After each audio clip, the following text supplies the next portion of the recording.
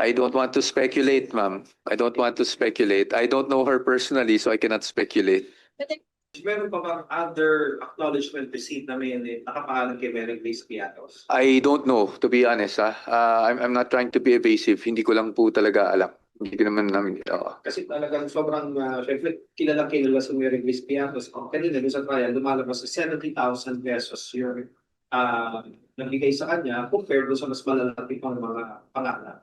Hindi ko po alam kung ano yung susurmise natin doon sa halagang binigay sa kanya or halagang compared sa iba. I think ang importante po talaga dito, you'll have to wait doon sa ano ba yung naging findings talaga ng COA. No? Kasi yung Mary Grace Piatos, lumabas lang naman yan sa congressional hearings, 'di ba? So ngayon nandito pa lang tayo sa COA, I'm sure magkakaroon ng ebidensya para tugunan yung Mary Grace Piatos issue. Magkakaroon ng ibang witness para tugunan yung Mary Grace Piatos issue.